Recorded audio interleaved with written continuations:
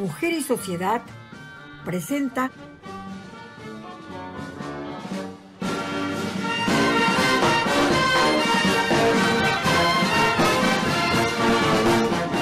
Bicentenarias, programa dedicado a la reflexión sobre la participación de las mujeres en estos 200 años de independencia nacional. ¿Qué hicieron las mujeres desde 1821 a la fecha? Hola amigas, amigos, amigues. Hoy 21 de mayo, nuevamente con ustedes en nuestro programa de Bicentenarias TV. Estamos en nuestro cuarto año transmitiendo el programa y bueno, lo que les puedo pedir es que se suscriban y escuchen en nuestras redes este programa. La suscripción de ustedes nos ayuda muchísimo y es muy importante para todo el trabajo que realizamos. Y como bicentenarias, queremos decirle que la igualdad, buscamos las mujeres la igualdad real en un Perú donde nuestras tatarabuelas, bisabuelas, abuelas soñaron y lucharon para que seamos las mujeres libres y con derecho de ciudadanía. En Bicentenarias tenemos en cuenta las gestas heroicas de las mujeres andinas, amazónicas y citadinas. Y también les damos este espacio libre para todas aquellas que buscan construir lo que aún está inconcluso en las artes, en lo cotidiano, en las ciencias y en nuestras propias vidas. Estamos en el programa con Zoila Hernández en la conducción. Y vamos a tener a dos invitadas de lujo, que son Alicia Sacco y Giovanna Alcántara. Podemos decir que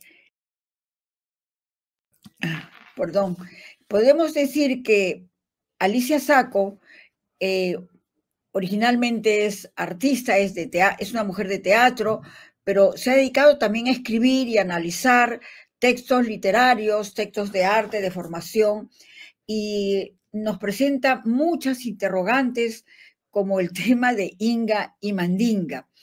El ser Inga y Mandinga no es solamente tener en nuestra sangre lo indígena y lo negroide, ser parte de la descendencia negra, sino que nos plantea ella con mucha sabiduría todo el problema de la discriminación racial, la discriminación étnica, las discriminaciones de origen, y que increíblemente en estos tiempos todavía perdura. Vamos a entrar con ella para que nos explique mejor, porque ha editado su segundo libro sobre este tema, lo de Inga y Mandinga, y ella lucha, trabaja, hace encuentros, realiza entrevistas, justamente para superar, para que se rompa el estigma de la discriminación étnica y racial. Hola Alicia, ¿cómo estás? La invitación. Hola, ¿cómo estás Alicia? Un gusto tenerte por acá. Y mira, lo de la discriminación, yo me quedé pensando después que conversamos contigo por tu tema, y yo digo, ¿cómo puede ser posible que hasta la fecha arrastremos desde la llegada de los españoles, que hicieron todo lo negativo para lo indígena, por ejemplo, y luego, durante toda la época colonial, lo del mundo afrodescendiente, y hoy se puede decir que después de 1821, que somos libres, continuamos. Explícame, mi querida Alicia. La verdad es que cuando yo era muchacha, Sí. Era peor. Yo veo que poco a poco va mejorando, se va abriendo la mente de las personas para la aceptación de las diferencias y el respeto mutuo, pero lentamente, y todavía queda muchísima discriminación, y no solamente en lo étnico y racial, ¿no? Hay discriminación todavía a la mujer, hay discriminación a las personas que son diferentes de alguna manera, hay gran discriminación también por la orientación sexual o el género. Entonces, pues, hay que trabajar mucho, me parece, en seguir avanzando para que todos nos respetemos, todos nos apoyemos. Claro, pero tú dices, ahora es menos. ¿Cómo es menos? ¿Cómo ves que es menos? O sea, eso significa que Claro, continúa la discriminación. contaminación, pero, a ver, en Lima hubo un cambio radical. Uno, cuando empezó la migración del campo a la ciudad a mediados del siglo pasado, ¿no es cierto? Porque cuando yo era más joven, en realidad en Lima casi había mucho blanco. Y ahora uno va por la calle y más bien yo que soy medio blancona, soy medio rara, ¿no? Entonces, pues, poco a poco, en nuestra vida, en nuestro día a día, hay personas, bueno, todos somos mestizos, ¿no? Pero personas con más rasgos indígenas, procedentes de lugares que no son la capital, etcétera, ¿no? Y ya como que hay gente, pues, que puede ser de color trigueño, pero que ha destacado en alguna profesión, ha destacado en algún negocio, y entonces ya hay menos discriminación, ¿no? Yo veo que hay una diferencia, ¿no? Pero, es decir, a través de las décadas, ¿no? Yo estoy hablando de los años 50, 60. Y ahora todavía hay, por supuesto, lo cual es terrible, pero hay, digamos que mucha gente que tiene una cierta posición económica, que tiene estudios, ya es respetada, a pesar de su ascendencia, a pesar del grupo étnico al que pertenezca, sobre todo con el color trigueño. Con los afrodescendientes me parece que todavía hay un poquito más de prejuicio, aunque en el Perú son una minoría, ¿no? En cambio, lo indígena es mayoría. Claro, espérate, a ver, con lo afrodescendiente, si bien es una minoría, ¿por qué tendría que ser discriminada? Porque no Ah, es blanca. no, ¿Por qué tendría que ser discriminada? Porque no es blanca. claro que no tendría que ser Y discriminada. entonces, ¿cómo tenemos lo de Mandinga? ¿Cómo? ¿Cómo tenemos lo de Mandinga? Claro, claro. Lo que pasa es que no todos tenemos el mandinga, ¿no? Porque son minoría, pero hay mucho mandinga y que tiene que ser igualmente respetado, por supuesto, por supuesto. Pero se siente más en el día a día la discriminación al indígena, porque son mayoría, ¿no? Claro, claro. Pero Fíjate cómo una mayoría, terrible el despreciar a uno que tiene sangre indígena como despreciar al que tiene sangre afrodescendiente. Es igual, ¿no? A lo que voy es que en el día a día más vemos, más sufrimos, digamos, esta discriminación hacia el indígena, siendo tan absurdo, porque eran los que estaban acá antes de la colonia, ¿no? Y es absurdo el discriminarlos. o sea, hemos llegado a 1821 y ahora estamos en el 2025. Arrastramos lo que la República no pudo superar. Porque, Exacto, exacto, arrastramos. Pero yo veo que hay una apertura, yo veo que muchos jóvenes están luchando, inclusive hasta por el lenguaje, la manera de referirse a lo racial, para que no suene irrespetuoso. Estoy sintiendo que sobre todo los jóvenes están tratando de evitar la discriminación. En otros países más que acá, ¿eh? Por ejemplo, yo tengo una hija que vive en la Ciudad de México y dice que acá es muy fuerte el rechazo a la discriminación en ciertos sectores, por supuesto, ¿no? Y inclusive cuando presenté el libro Inga y Mandinga, que se habló sobre el tema, había una señora que vivía en México, peruana, y que había venido de vacaciones y que decía que cada vez que venía al Perú desde México se espantaba de la discriminación tan fuerte. claro, no tuvimos la revolución de Zapata, no tuvimos la revolución de Adelita, No, Eso. no tuvimos esa lucha anticolonial acá, ¿no? Sí, yo creo que eso ayudó en México, ¿no? Toda la revolución que hubo a principios del siglo XX, ¿no? Sí. Claro, claro. Eh, bueno, pero cuéntanos lo de tu novela, cuéntanos el eje de tu novela.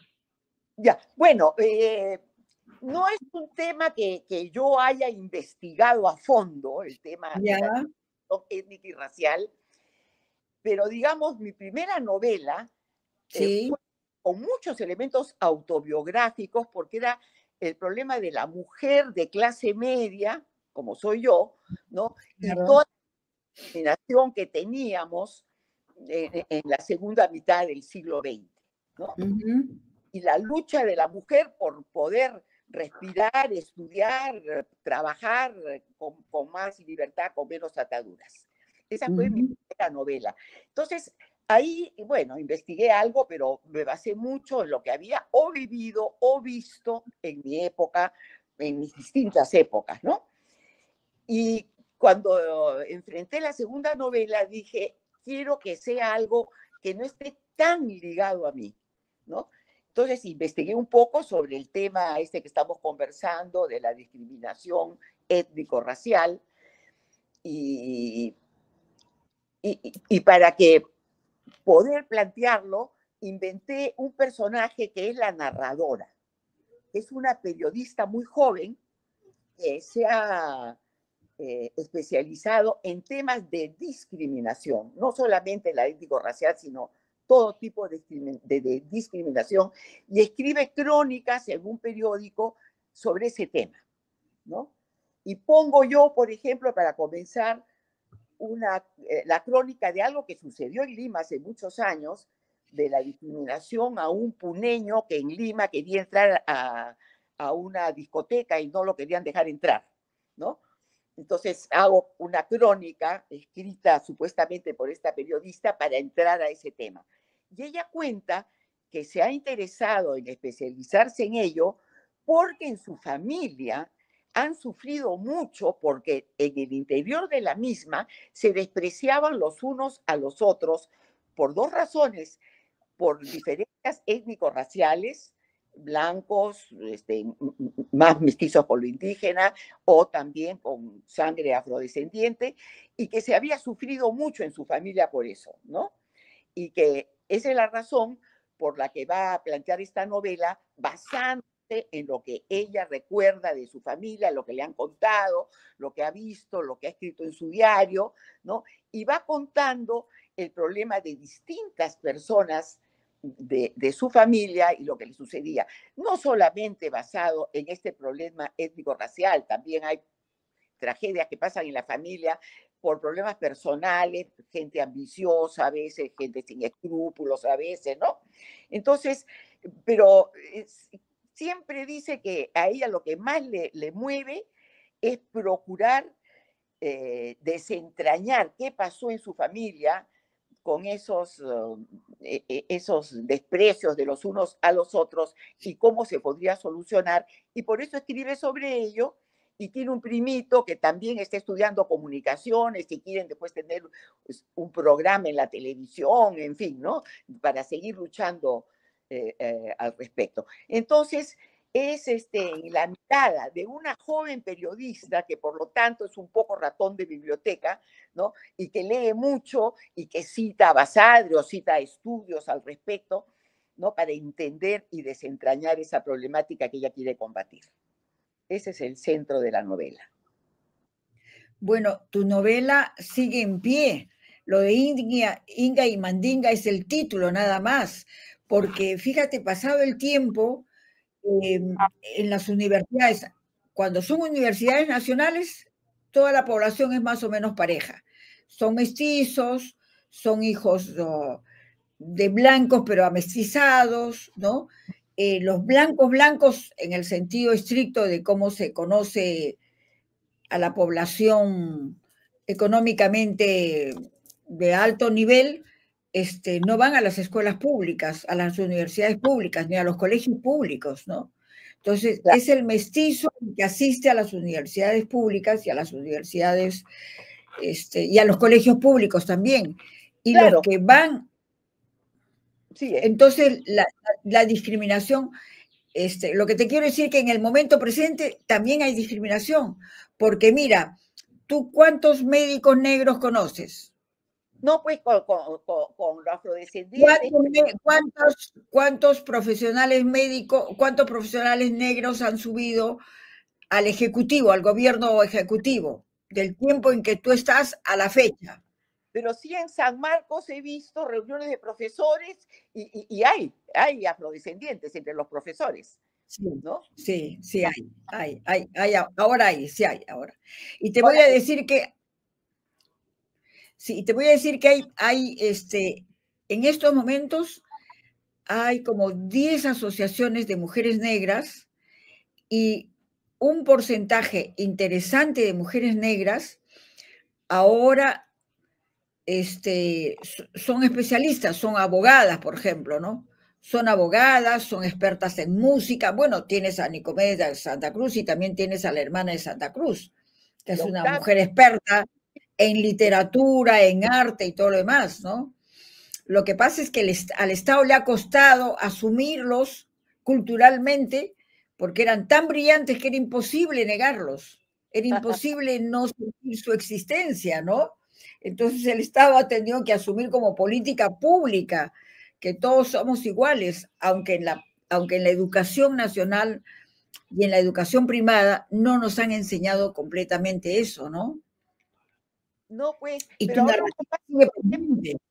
de cultura y en la puerta del ministerio hay letreros grandes que dicen que no se pueden discriminar las diferentes etnias, ¿no? O sea, se está luchando contra eso desde el Estado también, ¿no? Claro. Aunque en las No, discotecas para los jóvenes, a los negros no siempre los dejan entrar, salvo que ellos sean los que recepcionan, por ejemplo, ¿no? ya, claro. O sea, no se impulsa a los afrodescendientes para que sean los mejores en los estudios, en las universidades, que tengan diversas profesiones, etcétera, etcétera. Negro que es profesional le ha costado un montón. Negra que es abogada, que es profesional, Claro. súper. Pero ahora son brillantes, mujeres negras brillantes, brillantes. Tienes a Sofía Carrillo, que es abogada, es periodista, es comunicadora, es la más de todo lo que puede ser la música negra. No canta, sino escribe ella, ¿no? Y etcétera, etcétera. Y a los indígenas, como a nosotros, yo me siento parte del mundo indígena, aunque me he teñido el cabello, pero eso por otras razones. A nosotros nos han ido, o sea, entre saliva y saliva nos han ido aceptando, Claro, pero yo tampoco somos totalmente aceptados. todo, la verdad que no se puede decir que en el Perú haya peruanos completamente blancos, yo no creo que eso exista, ¿no? Son Habrá, hijos si, de extranjeros, ¿ah? Que son hijos de tenga extranjeros, que de ha pasado el tiempo, extranjeros, extranjeros claro. recién, sí, pero peruanos de varias generaciones en el Perú, no creo que exista el blanco blanco, ¿no? Mira, Alicia, sí, en la universidad privada, por ejemplo, yo estudié en la católica y éramos ya, blancos, lo que se llamaba blanco, pues no, teníamos nuestra sangre indígena, pero el aspecto ya, blanco, ya. Pero claro. después de muchos años profesor en la católica, hasta hace poco, y ya no están así. Ya hay No, bastante ahora no hay. latinos. ¿Ah? Sí, eso es Sí, cierto, eso es cierto. Claro, pero un negro no va a universidad privada o sea, pienso que le tiene cierto resquemor inclusive a la Pacífico o a la Católica. Un negro se va a estudiar a universidades públicas, ¿no? O no, las claro, negras. negros, pero digamos el mestizo con indígena peruano eh, está más integrado en todas. Sí, Claro, hay, es que somos muchos ya. Ya no pueden dejarnos a un costado, somos muchos los mestizos ya, ¿no? claro. Tú también eres parte de ese mestizaje. Claro, por supuesto, aunque siempre he pasado más por blanca, pero yo soy mestiza. Yo cuando viajo, por ejemplo, no me ubican de dónde soy, porque tengo los ojos achinados y el centroeuropeo, estadounidense, no tiene ojos achinados. Y ese es mi indígena, ¿no? El indígena Claro. peruano con los ojos activados, ¿no? Sí, sí, sí, sí, casi mongoles. Dime otra cosa que me parece interesante lo tuyo. Tú has entrado a trabajar sobre María Jesús Alvarado. Ah, sí, sí. La has Me, me- representado. a ver, se cumplieron en el año 11, creo, 100 años del primer manifiesto feminista que fue de María Jesús Alvarado. Entonces, Exacto. salió un montón de programas en televisión, se escribía sobre ella y recién la descubrí porque yo había escuchado de ella, pero poco sabía. Dije, caramba, qué cosa tan interesante y cómo yo hasta la he podido conocer en los años 60, que yo era universitaria, ¿no? Pero, ¿no? Ya estaba el movimiento Flora Tristán, Manuela Ramos, ¿no? Yo participaba, pero ahí ya poco la conocí. Entonces dije, no, hay que escribir sobre ella. Entonces, mi libro anterior a Inga y Mandinga, en realidad no fue la novela de la que te hablé, sino este que se llama Quisiera ser Paloma. Esta, Sí, sí lo he visto, la sí, sí, carátula de María Alvarado sí, sí, sí, es un exacto. teatro. Es una obra de teatro. Yo dije, voy a investigar sobre esta mujer y voy a escribir algo, y me inspiré para una obra de teatro. Ella no sale en la obra de teatro porque ese es otro tipo de investigación. Ponerla en escena, yo sabía lo que ella había dicho, lo que ella había escrito, su lucha, mil cosas, pero no conocía su personalidad. Entonces dije, ¿cómo la pongo en escena? ¿Cómo se pone en escena? Entonces ella no aparece, pero todo es en torno a ella, ¿no? Es una familia de la época de ella, de principios del siglo XX.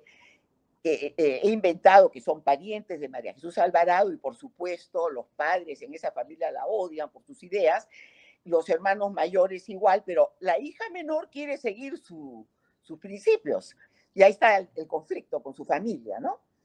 En la investigación me salió que es la época también de la lucha por las 8 horas. Entonces Exacto, exacto, tuve que unir, y María Jesús Alvarado estaba en todas, además, ¿no? En todas las luchas, también la exacto, defensa del había una asociación proindígena, ¿no? Ya, todo eso claro. lo he ido, entonces, en la casa de la familia hay una empleada doméstica que tiene una hija, y esa hija es la que está en la lucha por las 8 horas, ¿no? Y bueno, entonces hay una serie de conflictos hasta que poco a poco la chica va logrando independizarse un poco, porque también otra cosa histórica de la época es la Primera Guerra Mundial, que también, Exacto, que claro, trato en la novela, ¿no? Entonces, con la Primera Guerra claro. Mundial, aquí no fuimos mucho a la guerra, pero en Europa la gente los hombres se morían y las mujeres empezaron a trabajar más. Y esas ideas Sí. vinieron para el Perú también, ¿no? Entonces, poco a poco logra liberarse un poquito. Y se llama Quisiera ser Paloma porque tiene una amiga que está en las mismas ideas que ella y que cantan esta polquita que yo he cantado en mi juventud. Ella me dice, quisiera ser palomas y tener alas para poder volar, porque descubrí que está compuesta en esa época la polca.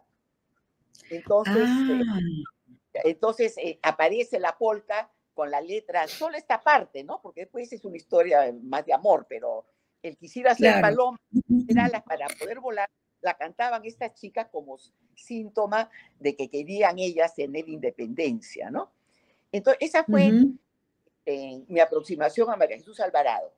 Y luego, como ya había investigado sobre ella, me llamaron para un programa que se llamaba Monólogos Femeninos, en que cada actriz tenía que escoger un personaje de la historia o de la literatura femenino que le interesara de cualquier época Ujú. y tener un texto de 10 minutos y representarlo, ¿no? Entonces, como yo me escribía, yo misma me escribí mi monólogo sobre María Jesús Alvarado y ahí sí la puse en escena. Qué No, buena, qué buena. no, María Jesús Alvarado, anciana, ¿no? Entonces, son 10 minutos, ella está conversando por teléfono con alguien y que le está diciendo, mira, que se están haciendo marchas y se habla de feminismo y a ti no te mencionan y todo lo que hemos trabajado en esta época se está olvidando. hay que escribir a los periódicos, protestar, y ella no quiere, porque dice, no, yo no he hecho eso para figurar, sino me encanta que ahora los jóvenes lo sigan buscando, ¿no? Es esa discusión.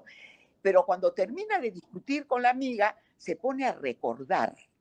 Entonces, en voz alta, digamos, reflexiona y se acuerda de su mensaje, el primer manifiesto feminista, y dice fragmentos y va planteando, ¿no? Y ya está bien anciana, ya, pero escribe todavía, ¿no? Y así la presento, ahí sí, pero ya en su etapa final. Ese fue mi monólogo. Sí, qué hermoso, qué hermosa representación, porque es cierto, se está retrabajando, se está reescribiendo la historia de las mujeres de ese tiempo, de Soy la Aurora Cáceres, María Alvarado, de todas las mujeres que lograron, por ejemplo, el derecho al voto, que lo implantaron, lo escribieron. María Jesús Alvarado también escribe sobre política, ¿no? Sí, sí, cosas, ¿no? Sí, y después que ya no está tan metida en la lucha, porque a ella la meten presa y se exilia en Buenos Aires. No la meten presa por el feminismo, pero atrás estaría eso, ¿no? Sino porque ella apoyaba también luchas de trabajadores. Entonces, había impreso unos panfletos de etnógrafo, porque tenía unas escuelas para educar a las mujeres, ¿no? Ya, entonces, ella formó una escuela, sí. Ella formó una escuela, dejó una escuela para niñas trabajadoras, sí, sí, sí. La escuela de María Jesús Alvarado, eso se conoce. Sí. Oye, qué interesante. ¿Y por qué te gustan todos estos temas? Son temas de la vida social muy, muy intensas.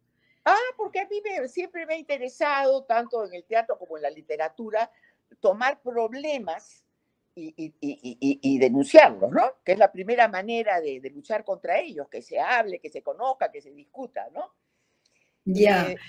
En el teatro tuve un posgrado en Rumanía y me especialicé en el teatro de Bertolt Brecht, que es absolutamente ¿no? Claro, claro. Bertolt Brecht es el contestatario europeo. Claro. Entonces yo estudié eso, me especialicé en eso cuando regresé aquí, o he puesto en escena obras de Brecht en dirección, pero también he tenido ese espíritu. Y cuando yo escribo, ¿no? Siempre planteo interrogantes, porque Brecht decía, no, yo no doy soluciones, sino yo planteo interrogantes para que luego el público busque las soluciones, ¿no? Entonces, por lo menos plantear la interrogante, ¿no? ¿Por qué es así? Claro, claro. ¿No? Entonces, ¿Tú has tenido un hermano que ha sido profesor en San Marcos? No, yo no tengo Había hermanos. Un profesor que se llamaba Saco, justo Saco se llamaba. ¿Cómo? Saco se llamaba él. Saco, su apellido era Saco, o su nombre, no recuerdo. Pero... Lo que ha habido es un tío mío, Gustavo Saco, que ha sido vicerrector. Ya, claro. Vicerrector, es hermano de mi padre, era, ¿no? Ya. Bueno, las venas para la escritura y para la lectura y para las interrogantes en esta sociedad son parte tuya. Tú eres, te realizas y te da mucha vivencia, ¿no?